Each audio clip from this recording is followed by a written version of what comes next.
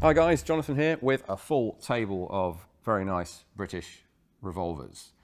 Now we are following up one of the excellent videos over at C&Rsenal. Our good friends Matthias and May over there have recently dropped a video on this, the Webley Improved Government Model Revolver, or the Webley Kaufmann as it's more often known. If you've come across this at all, this iteration of the Webley series of revolvers, you'll know it as the Webley Kaufmann. I should say right off the bat, Michael Kaufmann was his name, and that's about all we know about him. So you don't expect much more on him from Matthias, but head over there if you haven't seen it already for a truly deep dive, as they always do, on this series of revolvers. Now, Matthias dropped me a line a few weeks back and told me what he was working on, essentially building a picture of the whole history of British service revolvers, which is fantastic, and said this one was up next. Did we have the other variants that he hadn't been able to get a hold of? I didn't know, so I went and checked in the drawers, and sure enough, we do. So there are typically said to be 3 variants of this variant of the Webley revolver, or this type, I should say. And he had, I think, the two variations of the second type. So these two. So you'll see those in detail as part of that whole story. But what we're able to do, the real strength of this collection, is zoom out and show you all of them together, and then perhaps pick up and reinforce some of the details he's going to, or has told you about in his video. I should try and place this for you if you haven't seen C&Rsenal's video. The place of this in the Webley sort of legacy, or the British revolver legacy, we've had the Adams, the Beaumont Adams, the early cartridge revolvers.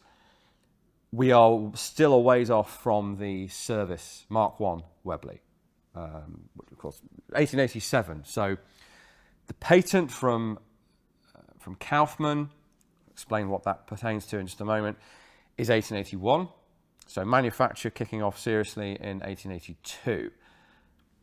Running until sometime in the mid to late 1880s. I'm not clear on that. You might learn more from Matthias on that. But overlapping with the next iteration of the Webley WG, the Webley Government model, which is more famous than this.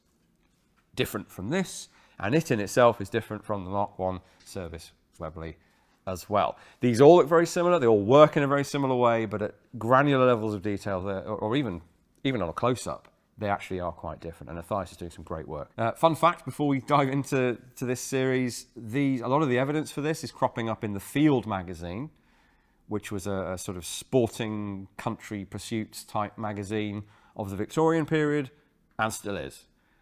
We have a regular column, sort of, or featuring our objects in the Field, and I've written, a couple of us have written some longer form articles for them as well. So it's kind of nice that they're no longer reporting on firearms development, but they are featuring firearms, historic firearms from the Royal Armouries collection today. So the basics in common with all of these: cartridge type is the 476 cartridge, revolver cartridge, associated with the Enfield revolver, the failed Enfield revolver that was a few years before this. Dimensionally, it's the same thing as 450 and 455, which the Webleys are more famously associated with. But in theory, these are 476 caliber revolvers. They are all break open, as you probably spotted. I mean, these look very much like the later Webleys. In this case, though, and this is the first pattern, this is one that Matthias and May did not have access to, and it's in beautiful condition, still like a mirror finish. I can see my face in this thing. Really, really nice, but it's lacking the great big latch on the side that you know, and spoiler alert, that latch. Huge, great big thumb latch, nice and convenient for you to push forward and break it open. What we have here is a push button and a somewhat clever mechanism, and this is Kaufmann's patent of 1881. Everything else is not his. The lockwork, the mechanism in here is Jean Warnant. He didn't steal it or anything, he's just using it because he can. So that's the mechanism in here. Again, check out the long video for that. But the patented feature is this push button. So it's how do we keep this bit, which pivots, do that for you, opens up just like the later guns, bit cleaner lines though. How do we keep those two halves tightly shut at the top? Because as we'll touch on again later, if you don't, it flies open when you fire it. And then you've only got one shot because the rest are now hanging out over here when they need to be back there.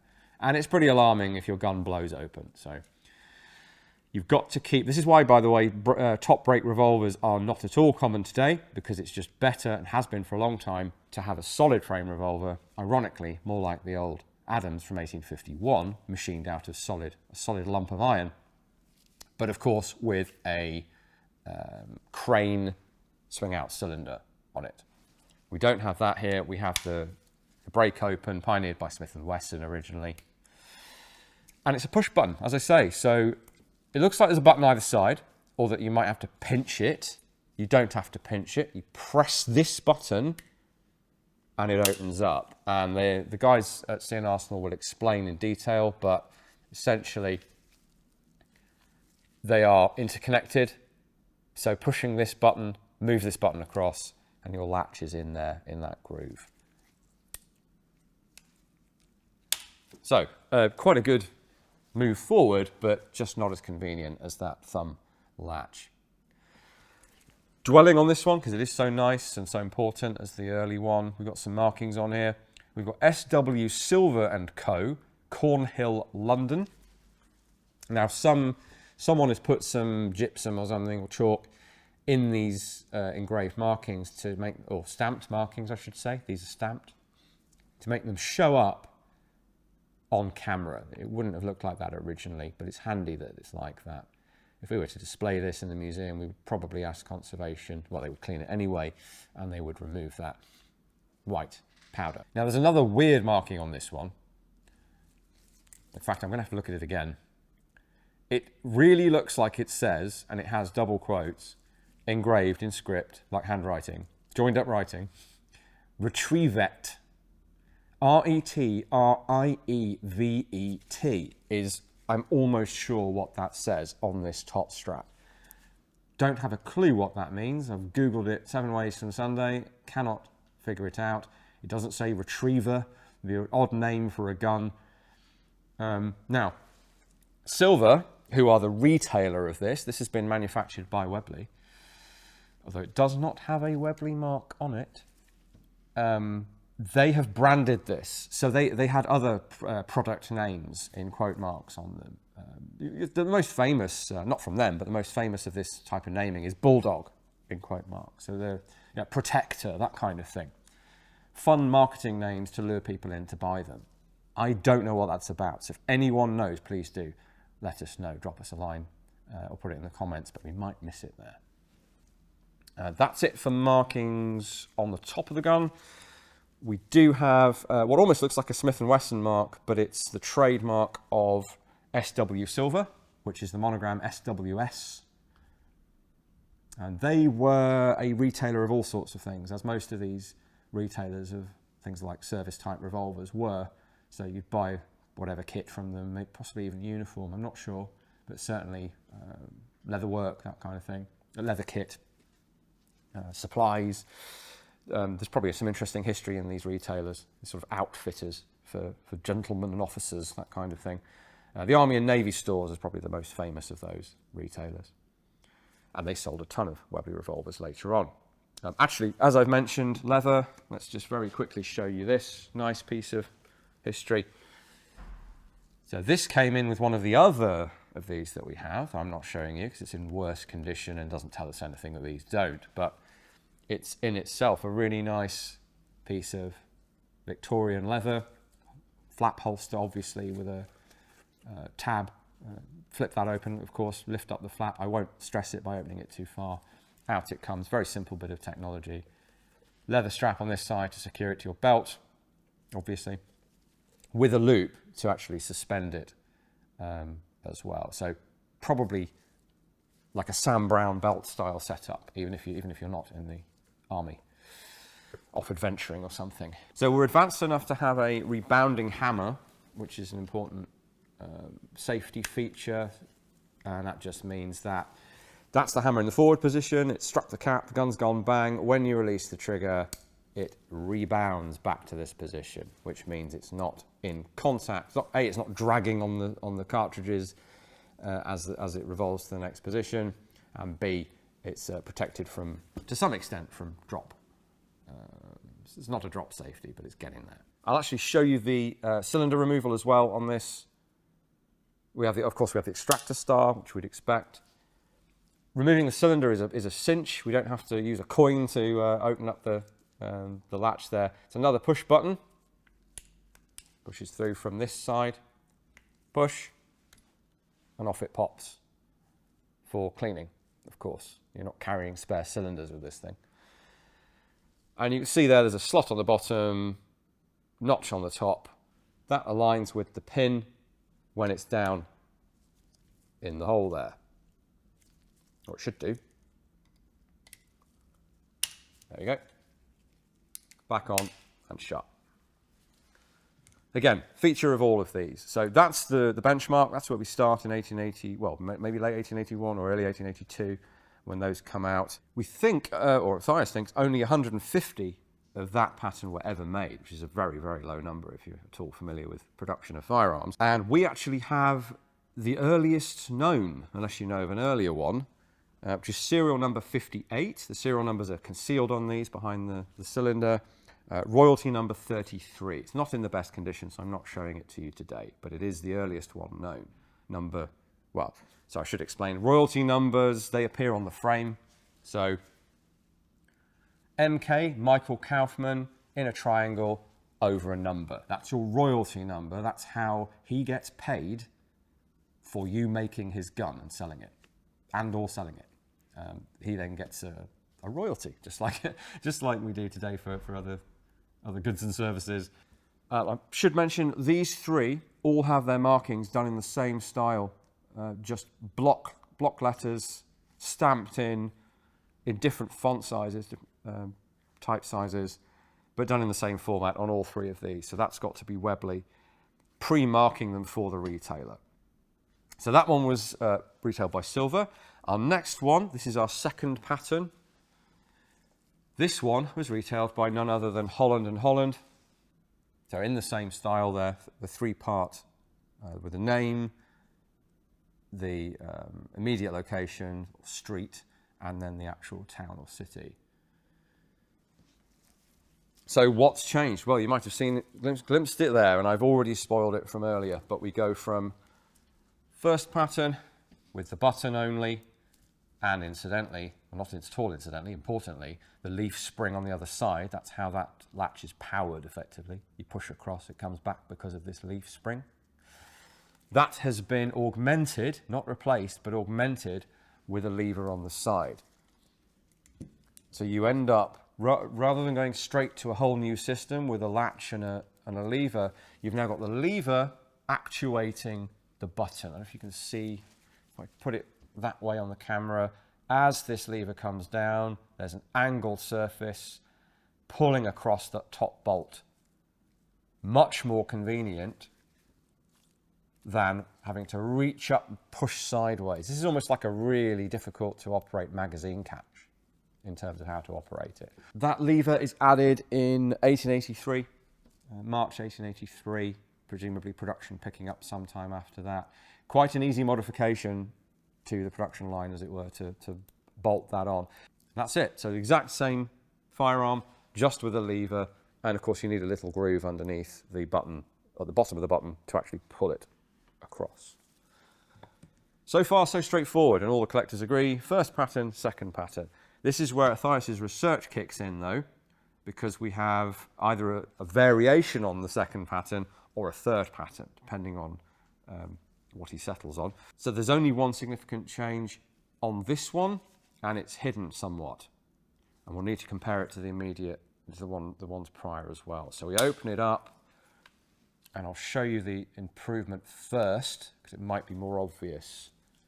So in here, one of the features of a revolver, or typically, is you must stop the cylinder. And there's a component called, helpfully, the cylinder stop that does that.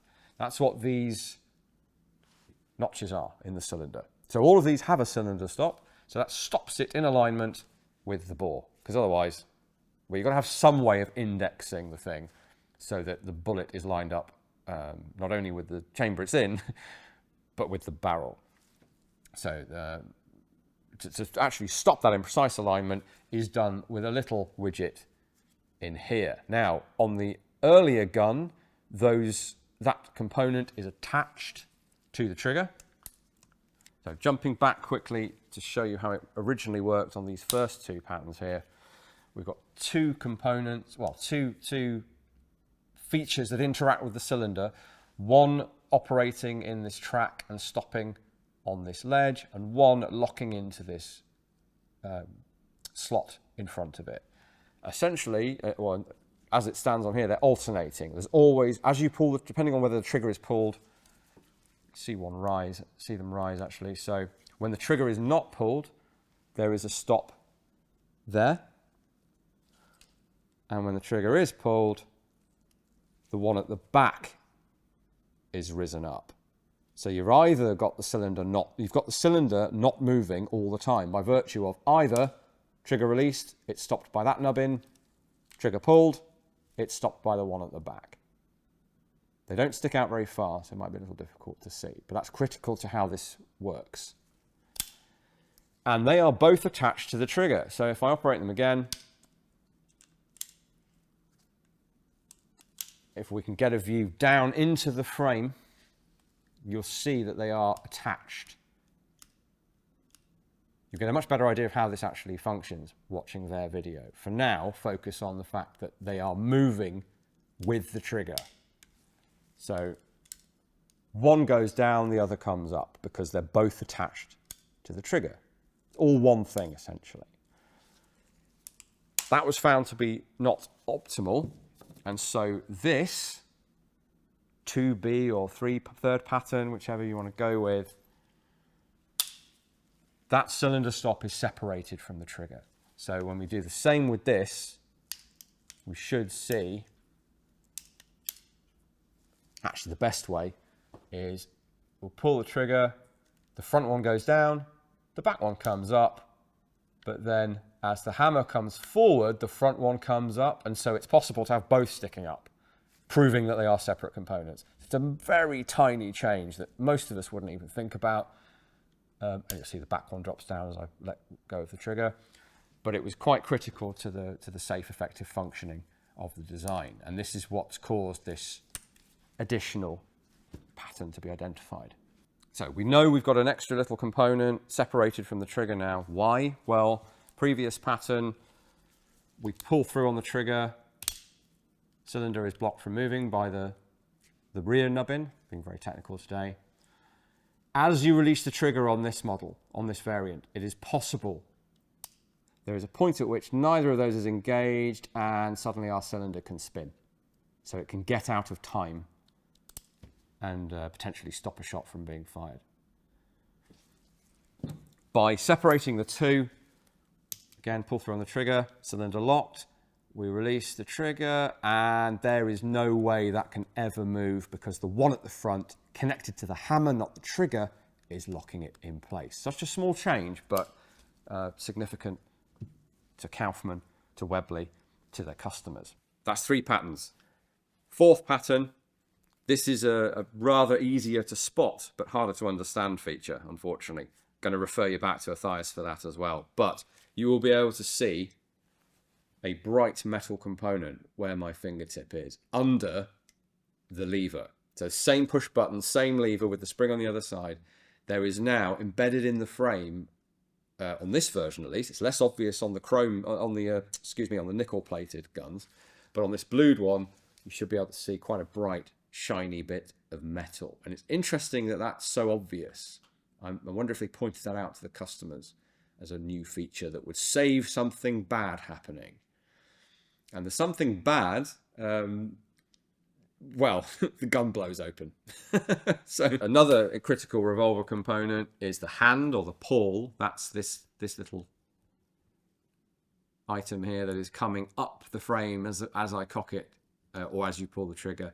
That pushes pushes up on the ratchet here. This goes back to Colt, back to the 1640s actually, with a system of little arm pushing up on cuts on the back of a cylinder and turning it. This safety block here, that stops the hand from moving, stopping the cylinder from turning, and if the cylinder can't turn, it can't fire. Revolver can't fire. You sometimes see people say, grab a revolver cylinder, the assailant won't be able to shoot you because the cylinder won't turn. Well, it's true. I don't recommend you try it, but it's completely true. A double action, well, any revolver actually, single action, you can't cock it if the cylinder is being blocked.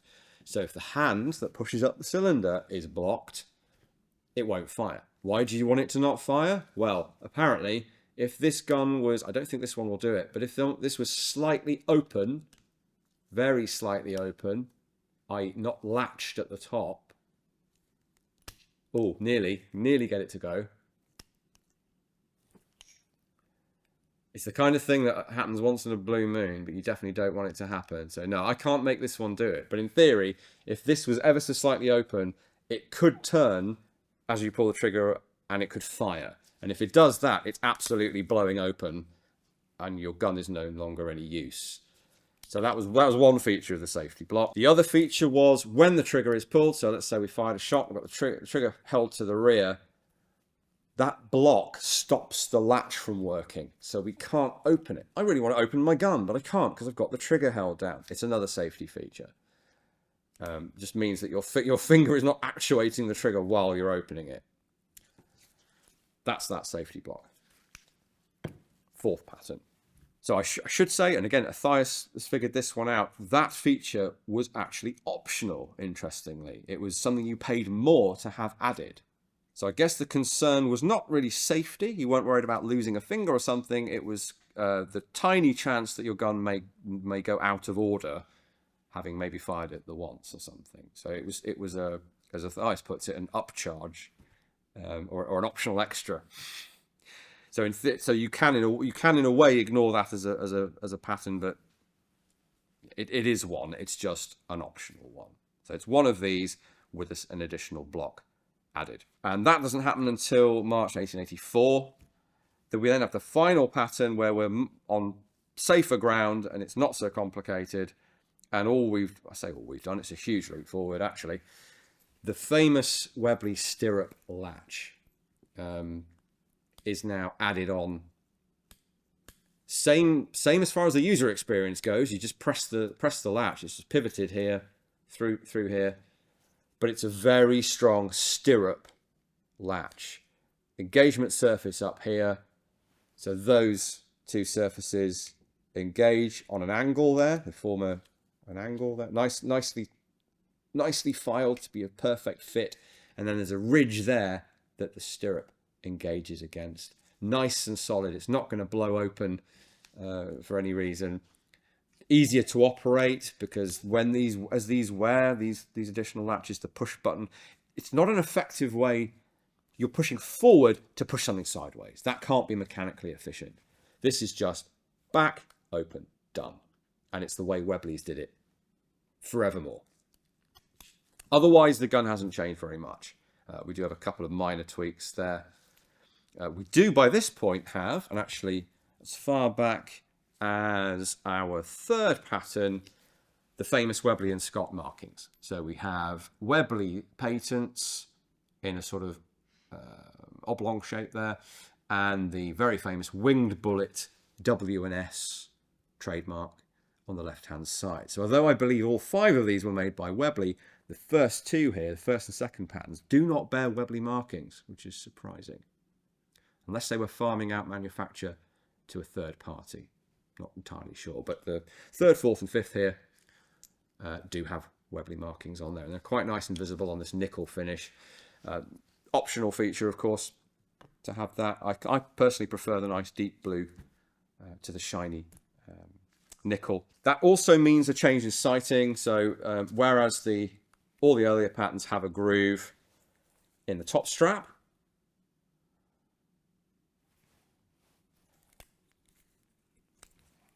the final pattern, the 5th pattern, has the sight a very wide V notch actually. So in theory, well, I don't know whether it'd be less precise. Your mileage may vary. You might find it more effective to to be able to drop this front blade into that V shape. Anyway, it is a full width rear sight on the stirrup itself. So there we are, all 5 now known. We thought there were 3, now we know there are 5. There might be more in the woodwork, but hopefully not for the sake of Matthias's sanity. All 5 variants of the Webley Kaufmann or the Webley Improved Government. So I hope you've enjoyed this sort of bonus content, and of course for those of you who aren't subscribed over there, hopefully giving you a good example of how you can follow the technological development of a particular firearm using this comprehensive collection that we're so fortunate to have here at the Royal Armouries. Thanks very much for watching, guys. We really do appreciate it. In fact, we appreciate even more the fact that you have pushed us over 300,000 subscribers, which is fantastic. Can't thank you all enough for that.